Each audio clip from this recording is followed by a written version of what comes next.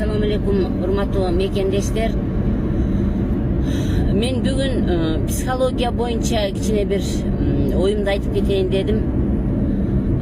Албетте, бул психология, бул аң сезим, подсознание, сознание, бул нерсе чындыгында бардык оору. Бул дүйнөдө мен дайым айтам, bizde врачтарда МКБ деген бар, международная классификация болезней. Ошо жакта 1100 ооруну койгондой, 1100 оору табылып, ошого протокол түзүлүп, анан ошол менен официалдуу медицина дарылайт.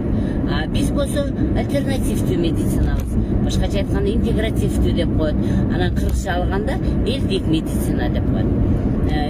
Демек, ушул ооруларда 1100 ооруда бардык оору чындыгында акыл эс, аң сезимдин өзгөрүүсүнөн келип чыгат да. Сиз эгерде аң сезимиңизде, ниетиңизде жок мен оорубайм, мына бир кичине бир оору болуп калса, жок мен оорубайм, мен жакшымын, мен сонуммун деп өзүңүздү өзүңүз тарбияласаңыз, аң сезимдин түпкүрүнө ушундай жакшы ниетти жазсаңыз, анда сиз бардык ооруну жеңип кетесиз. Эми ошо психология ушуну эми азыркы мезгилде абдан мода болуп кетти. Мен коучмун, мен психологмун, мен психолог коучмун, мага келгиле, мен психология боюнча сиздерге жардам беремин, психосоматикаңарды өзгөртүп берем, аң сезимиңерди өзгөртөмүн, жакшы жашоого үйрөтөмүн деген албетте биздин ушундай мекендештер көбөйүп кетти. Бирок мен булардын бардыгына кошула албайт элем. Эмне үчүн? Себеби деген психология бул барыбир бул медицина да. Бул деген врач иштеш керек, буну мененче врач заниматься этиш керек, врач алектениш керек. Эмне үчүн? Себеби деген ошол аң сезимдин өзгөрүүсүнөн, ниеттеги жакшы ойлордун, ниетке жаман ойлордун айынан оорулар келип чыгып атпайбы? Демек, оорулардын келип чыгушу бул психологияга байланыштуу болгон болсо, мен айтат элем, бир гана врачтар дарылаш керек депчи. Эми бир аз мен мисал келтирип кетейин. Мага кече жакында ушу бир сиңдилерим айтып атпайбы, эже дейт, мен эки абдан жакшы эки семьяны көрдүм эле дейт да. Абдан жакшы эле дейт. Балдары, кызы, баласы менен келини аябай сонун бактылуу жашап атышкан дейт.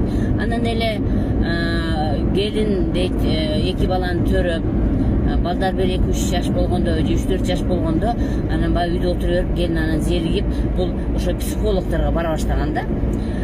Бара баштагандан анан алар эмне деп неме беришкен, кеңеш беришкен. Сен өзүңдү сүйүшүң керек. Албетте, адам өзүн сүйүш керек. Бирок сүйгөндө дагы туура жака сүйүш керек да. Күйөө менен болгон мамиле бузулбай турган жака буруш керек. Үй бүлө менен бузулбай турган жака бузуш керек адам өзүн өзү сүйүш үчүн. Үйдөгү ата эне, кайын журт ошолорду сыйлай турган жака адам өзүн өзгөртүш керек да. Анан жок мен, я деген эле нерсе менен деген жака өтүү бул бир аз туура эмес болуп калат. Эми айтайын дегеним, ошол семья дейт, келин психологияга, психологдорго бара баштады дейт.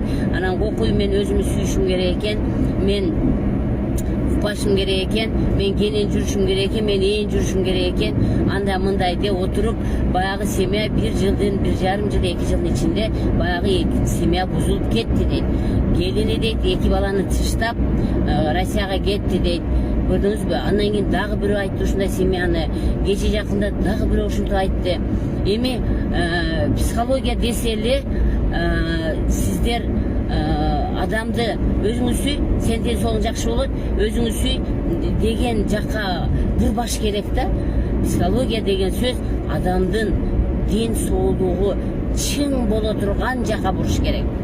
Ошол психологический занятияны алгандан кийин анын организми жакшы иштеш керек. Ар бир органдар жакшы иштеш керек. Анан келип туруп семья бузулуп, анан кайын журтун урушкан, апа ата менен урушкан, мындай психологиянын кереги жок. Албетте, мен психологмун деп эле толтура ар бир бурчка психологдор толуп кетти.